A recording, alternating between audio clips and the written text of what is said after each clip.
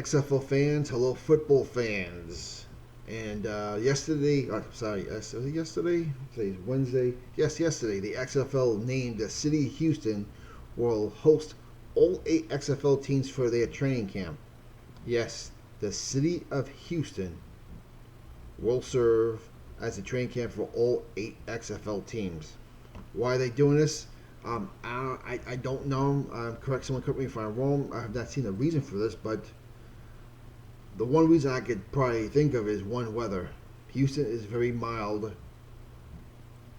in January, so I guess if you want to give teams practicing in mild weather, well, you're hard to beat Houston. The other place I could think of would be Tampa Bay, but being that Texas is such a huge football state, probably the biggest in the country, you could debate it all you want.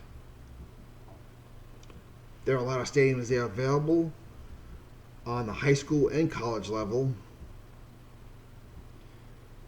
And I can think they got a pretty big Houston rate to have all 18s there. Plus, maybe they just want a centralized location for housing and flying all the players in. I'm sure maybe if they get all the players to fly in one location on one airline, they save money,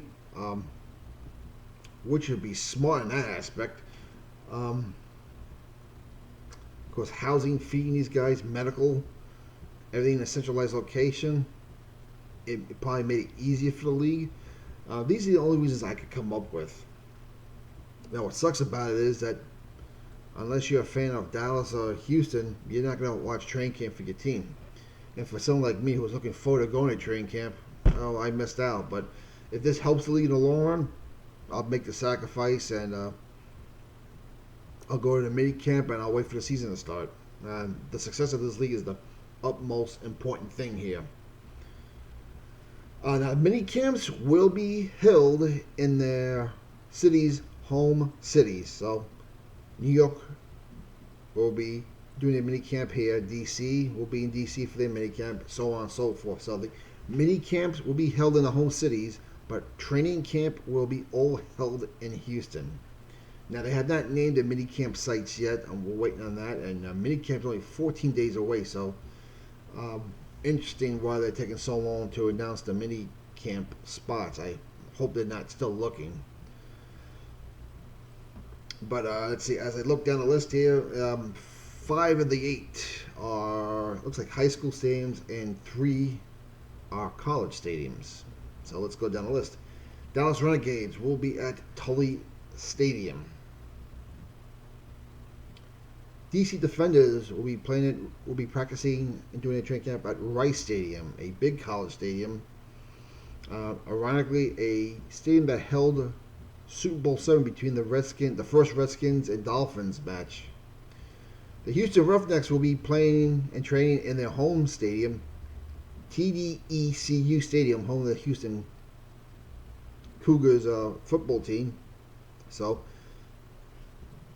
if you're a Houston Roughneck, mini camp, training camp, and you'll be practicing in your home facility. So, good for you guys. LA Wildcats will be going to Durley Stadium, which looks to be a high school stadium.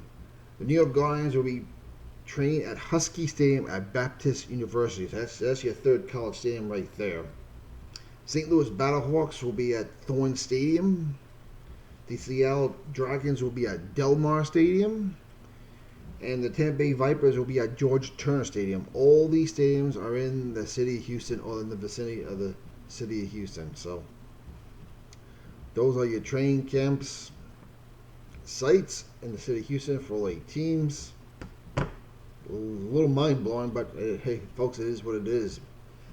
But that's it. These are your training camp sites. If you're a Houston or Dallas fan, good to be you guys. You guys are definitely well in distance of going to see a team have a training camp. People like me, I'm not going to travel down to Houston just to see a training camp. I'll go to a mini camp here in New York and I'll wait for the season to open. Now, with that being said, we are only 2 days away from the supplemental draft. If you heard about the supplemental draft, it'll be start at 12 noon Friday, November 22nd. It will be no amount of rounds set. You'll be allowed to draft players up until you hit the 70-man roster mark on your team. So if 5 players decided they didn't want to play for the New York Guardians, the New York Guardians can take 5 players in supplemental draft. If the LA Wildcats are missing 10, they could draft up to 10 players. And they'll go in a snake format, which hasn't been announced. I don't know. I'm assuming it's going to be the same one as last time. Again, I don't know. So correct me if I'm wrong. So once all the teams fill their rosters, like if the New York Guardians finish first, they won't draft. So if the New York Guardians finish first, they stop drafting, and teams will be eliminated one by one until the 70-man roster is filled.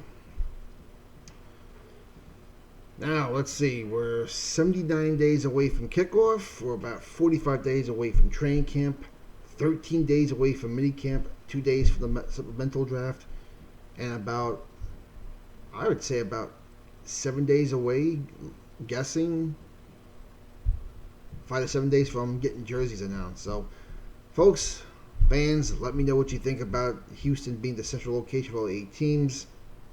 As a fan who wanted to go see training camp, this screws me. But like I said, the success of the league in the long run, if this helps it financially, I'm all for it. I'll make the sacrifice. I'll go to minicamp and I'll wait for the start of the season.